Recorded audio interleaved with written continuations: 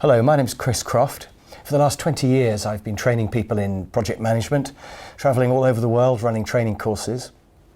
I think I've trained about 100,000 people now. And the reason why people seem to like my training courses is that I've boiled the subject down to its essence. I've got a simple 12-step process that works. And in this video I'm going to just talk to you about 5 parts of project management that are not obvious. You might think that it's a fairly common sense subject, and some of it is, but there are some things that are not obvious, and here are some examples.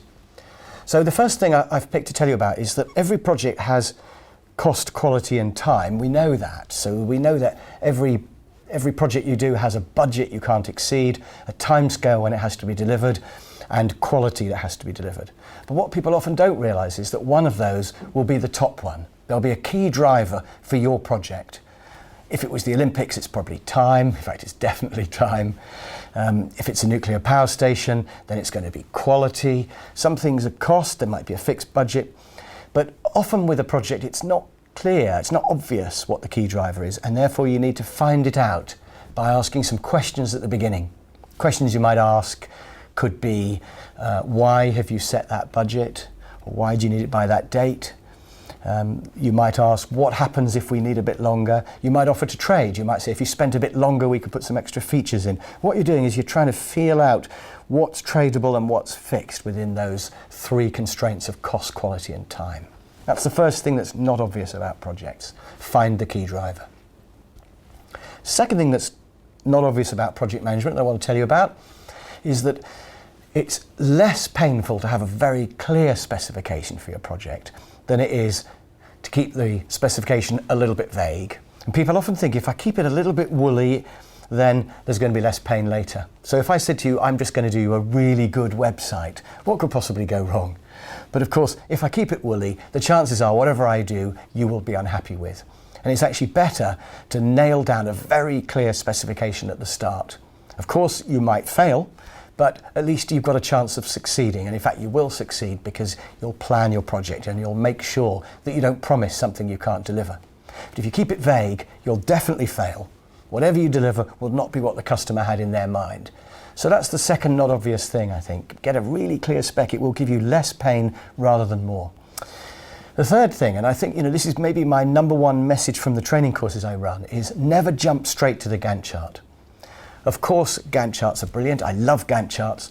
But the point is, don't try and go straight to your Gantt chart. It's very important to do a network diagram first.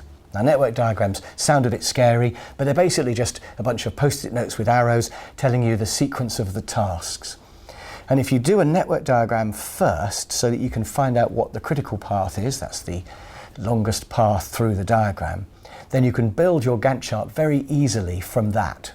So the network diagram takes 20 minutes, half an hour maybe, and then based on that the Gantt chart is really easy. It's only another 10 or 15 minutes. So in 45 minutes you've got your project planned.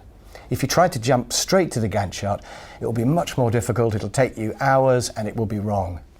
So it's not obvious, but I think it's very important. Do your network diagram first and make that into the Gantt chart. The fourth of my 5 not obvious points is if your financial spend is spot on, you've probably got a problem. People tend to think that if the spend is fine, then everything's all right, but it isn't. If your project's running slightly late, but your spend is spot on, then what that means is that you haven't done all the work you should have, but you've spent the money, and therefore you're overspending. So if your spending is spot on, it doesn't mean you're okay. By the way, if you have only people on your project, as a team of people working on a project, it's very easy for this to happen because those people will cost exactly what you expect every month. There they are, booking to your project.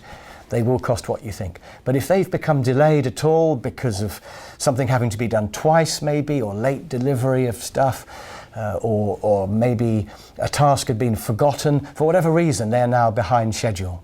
So you've now got my situation that I've been describing, where your spend is spot on, but the progress is behind, and therefore you are actually overspent. Final point I want to make that is not common sense, I think, is when you come to do rescheduling, which is fairly inevitable in a project.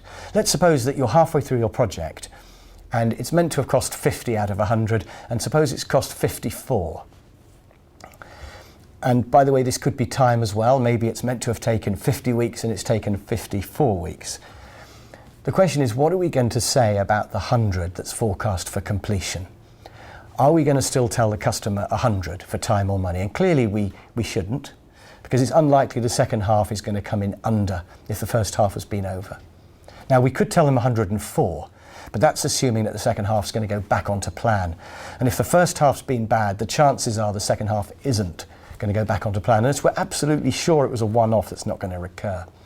So the obvious answer, if we're on 54 now, is to tell them 108. But my point is, don't tell them 108.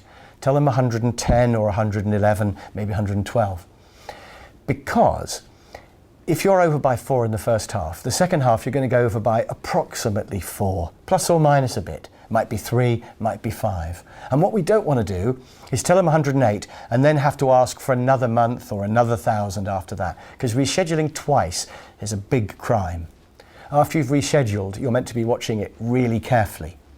So if we tell them 108 and it turns out being 109, we've got to ask for another month or another £1,000, and that's really bad. Much better to tell them 109, and then if it comes in 108, that's great. We've delivered slightly early or slightly under budget. The amount of stick you get for telling them 109 will be the same as 108, and much less than the stick you get for telling them 108 and then plus 1 again later.